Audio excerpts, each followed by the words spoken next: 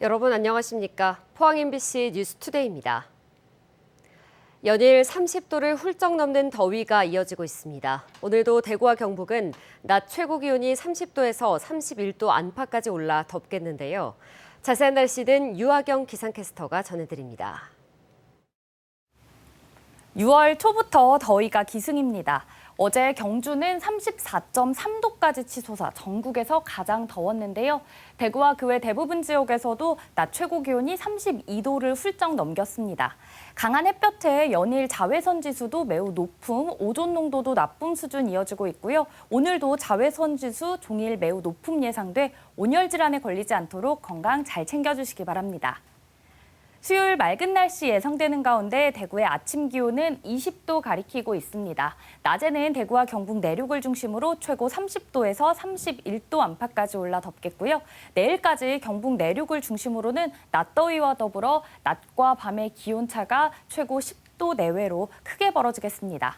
한편 모레부터 기압골의 영향으로 비가 내리기 시작해 토요일까지 이어지겠고요. 비가 내리며 고온도 조금 내려갈 전망입니다. 내일까지 초여름 날씨가 이어지며 더위가 강하겠고요. 금요일과 토요일 비가 지난 뒤 더위는 조금 잦아들 전망입니다. 날씨였습니다. 포항 촉발 지진 위자료 소송이 결국 대법원으로 가게 됐습니다. 지난달 말 상고장이 제출됐고 상고 이유서 작성 등 후속 절차가 진행 중인데요. 포항시는 전문가를 불러 자문회의를 여는 등 대법원 상고에 총력 대응하고 있습니다. 과학자와 법률가는 항소심 판결에 어떤 오류를 지적했을까요? 김기영 기자입니다. 포항 촉발 지진 손해배상에 대응하기 위한 전문가 자문위원회, 포항 지진이 지열 발전 때문이라는 주장을 최초로 제기한 고려대 이진한 교수는 항소심 판결문에 과학적 오류가 크게 4가지라고 지적했습니다. 수리 자극은 최대 압력을 30메가파스칼까지 줄 수 있고 세일가스 개발 때 쓰는 수리 파쇄도 30에서 70메가파스칼의 압력을 가하는 게 보통. 하지만 지열발전 주입정에는 90메가파스칼의 압력을 가해 학자로서는 상상도 할 수 없는 규모라고 밝혔습니다.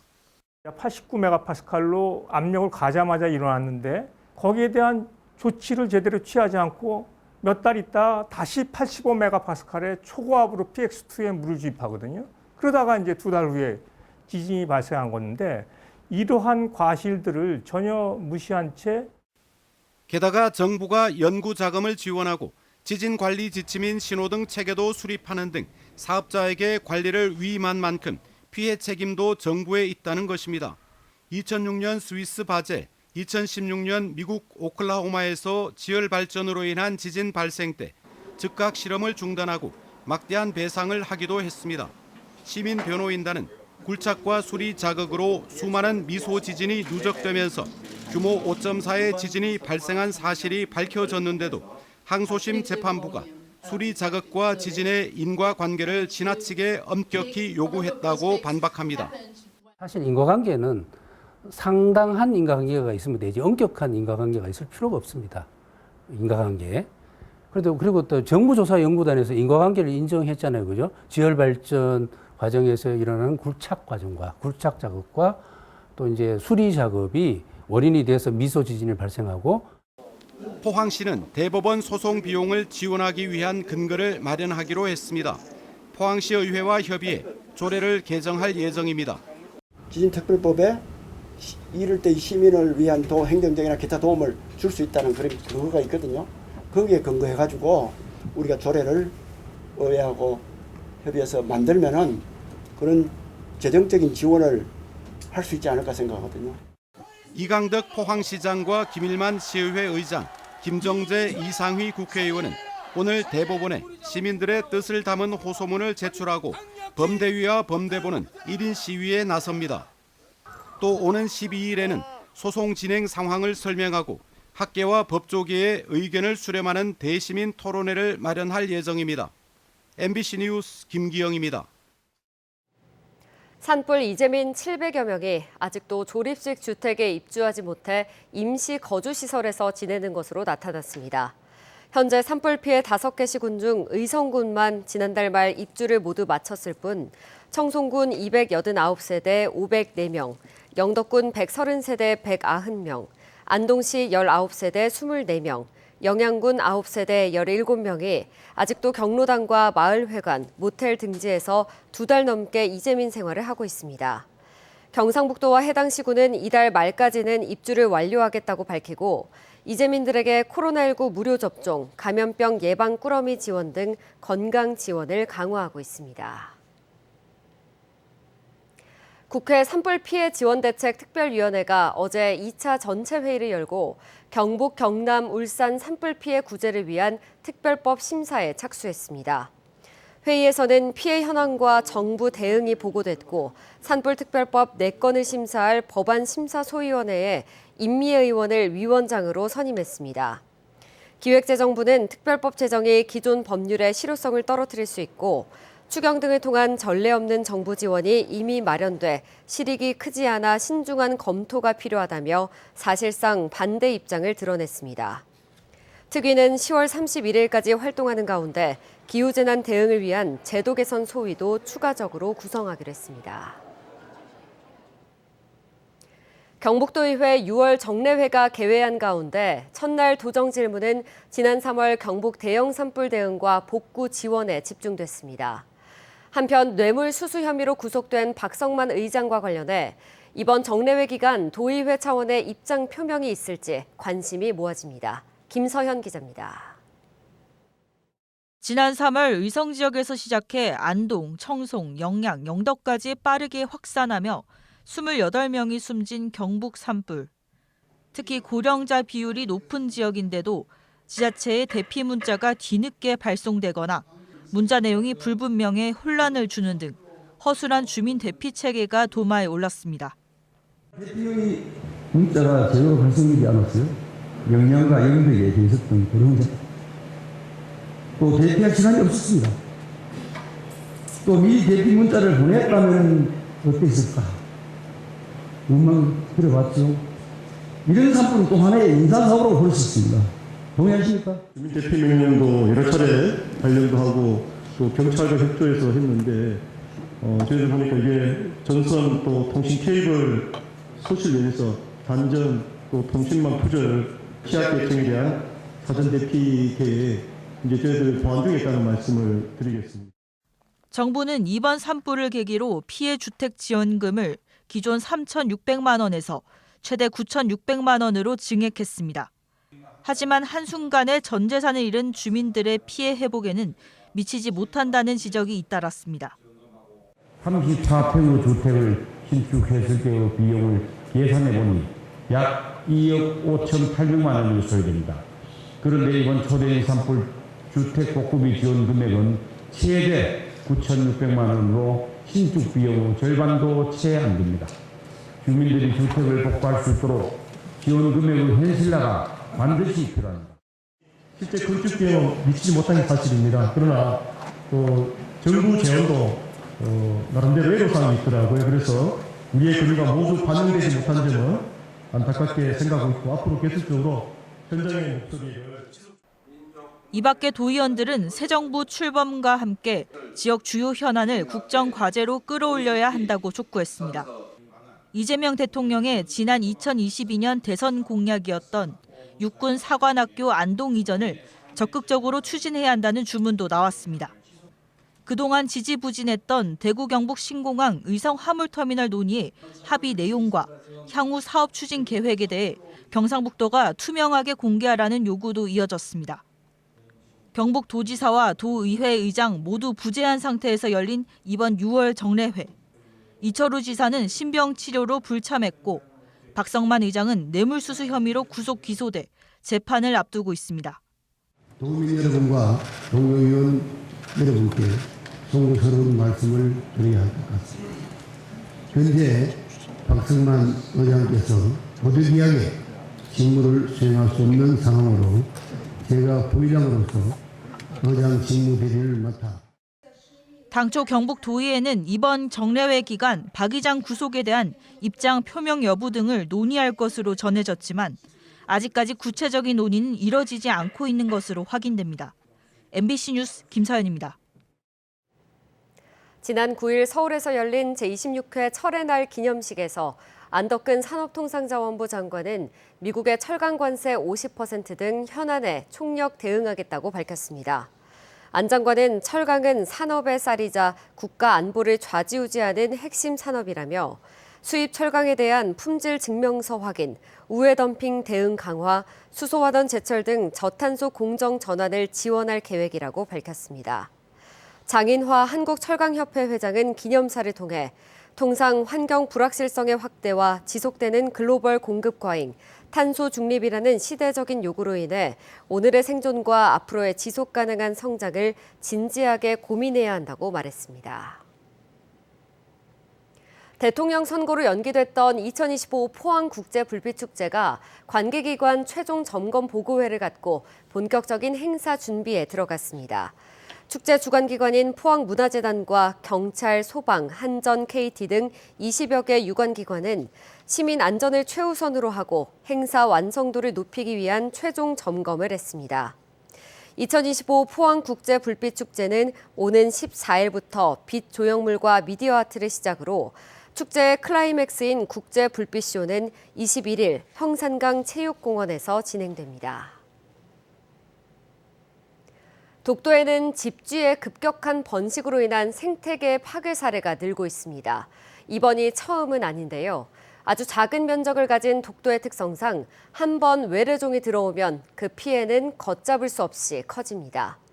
이런 일이 반복되는 이유는 무엇일까요? 신병철 기자가 취재했습니다.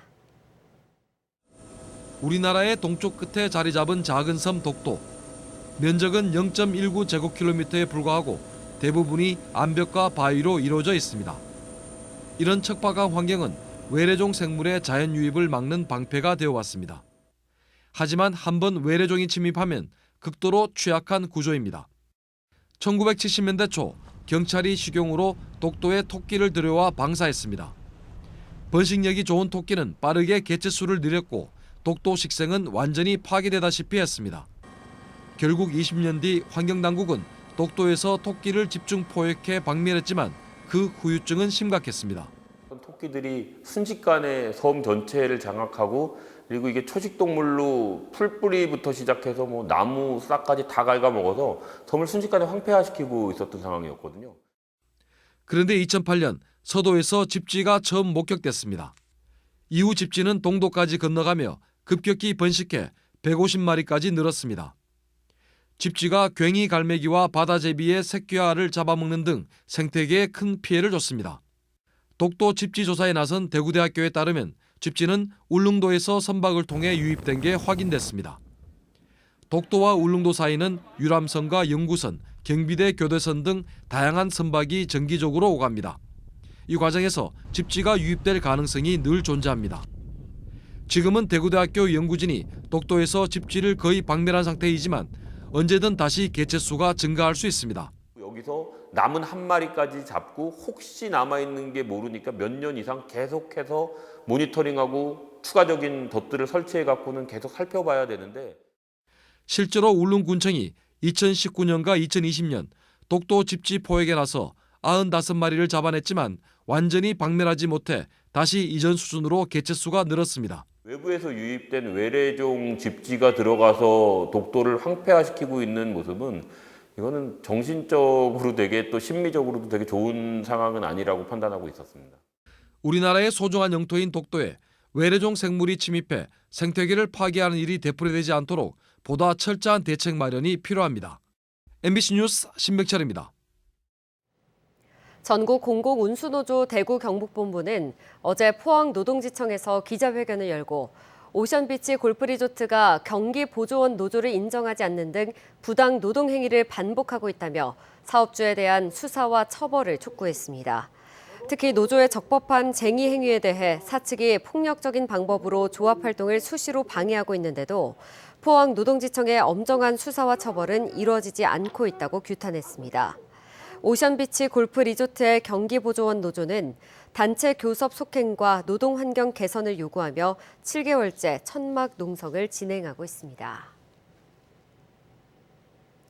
경북 동해안 바닷물에서 올해 처음으로 비브리오 폐혈균이 검출됐습니다.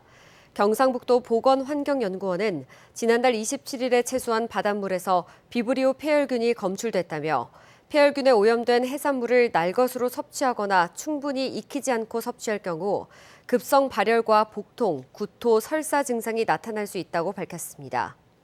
특히 만성 간질 환자나 당뇨병 환자 등 기저질환이 있는 고위험군은 사망 위험이 크다며 각별한 주의를 부탁했습니다. 이재명 정부가 경제 회복을 위한 2차 추가 경정 예산 편성에 속도를 내고 있습니다. 생존 위기에 몰린 소상공인과 자영업자를 위한 공약이 이번 추경에 포함될지도 관심인데요. 소상공인들이 바라는 정책은 무엇인지 이야기를 들어봤습니다. 도건엽 기자입니다. 30년 넘게 대구 동성로에서 떡볶이 전문점을 운영하고 있는 라재욱 씨는 요즘 같은 불경기는 처음이라고 했습니다. 주말이면 어깨를 부딪혀서 막 못 다닐 정도로 그런 동성로 거리가 지금 현재는 많은 모습이 변했습니다. 180도로 변해가지고 소상공인들이 견디다 못해 떠난 사람이 한 3분의 1은 됩니다. 지난해 말 비상계엄 이후에는 상황이 더 나빠졌습니다. 그동안에 6개월 동안은 피난문을 겪었죠. 대구 수성구에서 25년째 맥주와 와인 전문점을 하고 있는 신종삼 씨 역시 이렇게 어렵기는 처음이라고 하소연합니다.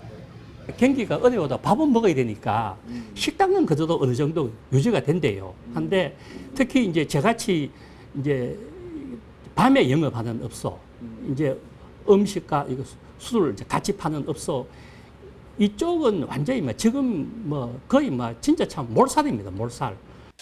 이재명 대통령은 선거 기간 소상공인과 자영업자 대책으로 코로나 대출 조정과 탕감, 불법 계엄 피해 소상공인 지원 등 7가지 공약을 내놨습니다.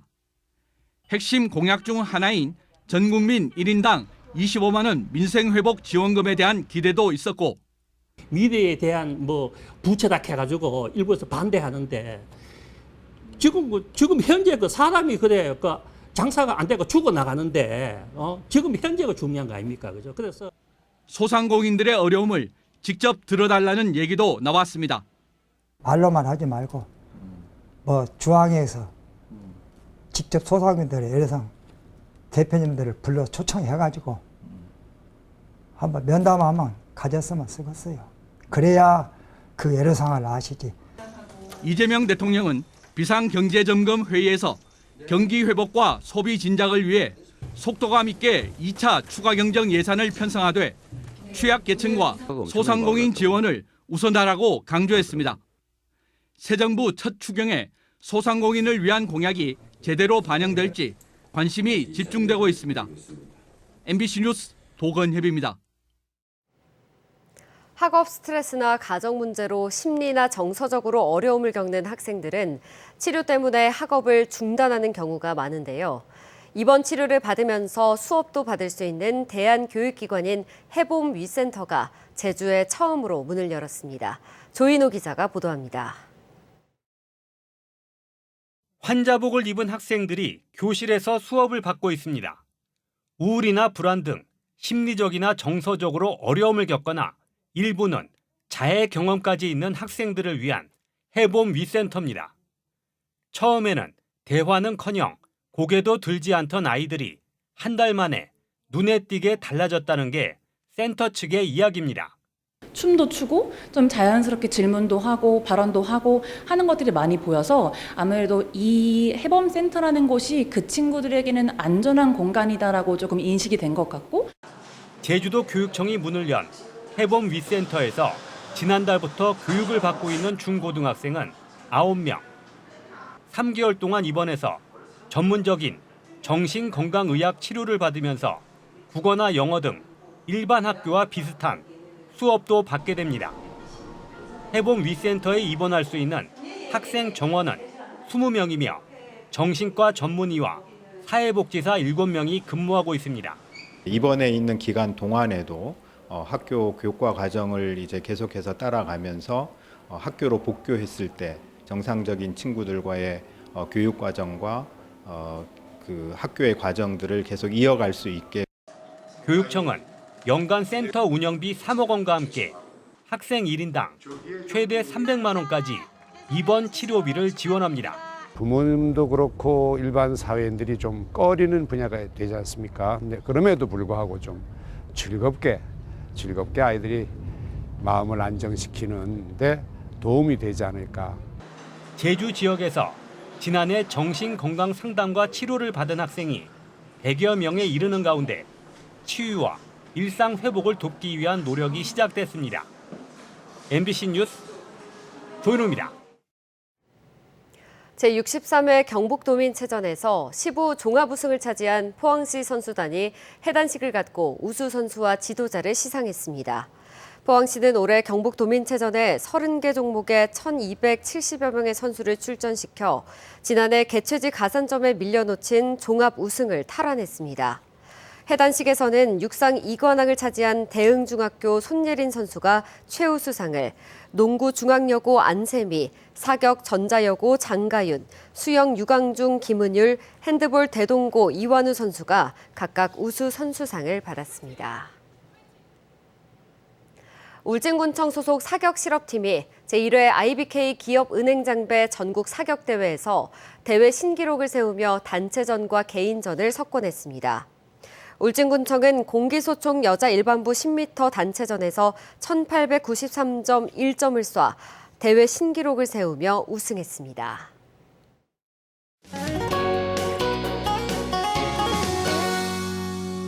(6월) 초부터 더위가 기승입니다. 어제 경주는 34.3도까지 치솟아 전국에서 가장 더웠는데요. 대구와 경북 그 외 대부분 지역에서도 낮 최고 기온이 32도를 훌쩍 넘겼습니다. 강한 햇볕에 연일 자외선 지수도 매우 높음, 오존 농도도 나쁨 수준 이어지고 있고요. 오늘도 자외선 지수 종일 매우 높음 예상돼 온열 질환에 걸리지 않도록 건강 잘 챙겨주시기 바랍니다. 수요일 맑은 날씨 예상되는 가운데 대구의 아침 기온은 20도 가리키고 있습니다. 낮에는 대구와 경북 내륙을 중심으로 최고 30도에서 31도 안팎까지 올라 덥겠고요. 내일까지 경북 내륙을 중심으로는 낮더위와 더불어 일교차가 벌어지겠습니다. 한편 모레부터 기압골의 영향으로 비가 내리기 시작해 토요일까지 이어지겠고요. 비가 내리며 고온도 조금은 내려갈 전망입니다. 위성 영상입니다. 오늘 전국적으로 서해상에 위치한 고기압의 가장자리에 들겠습니다.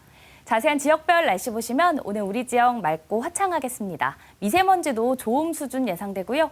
오늘 바다의 물결은 0.5m에서 최고 1m로 잔잔하게 일겠습니다. 오늘 아침 대구의 기온은 20도, 김천은 18도로 출발하고요. 낮에는 대구 30도, 김천은 31도까지 오르겠습니다. 안동의 현재 기온은 17도, 의성은 16도로 출발하고요. 낮에는 안동 29도, 의성은 30도까지 오르겠습니다. 포항의 아침 기온은 오늘 21도로 시작해 낮에는 28도 예상됩니다.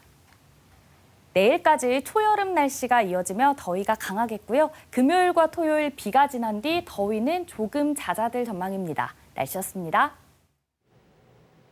이상으로 포항 MBC 뉴스투데이 마칩니다. 시청해주신 여러분 고맙습니다.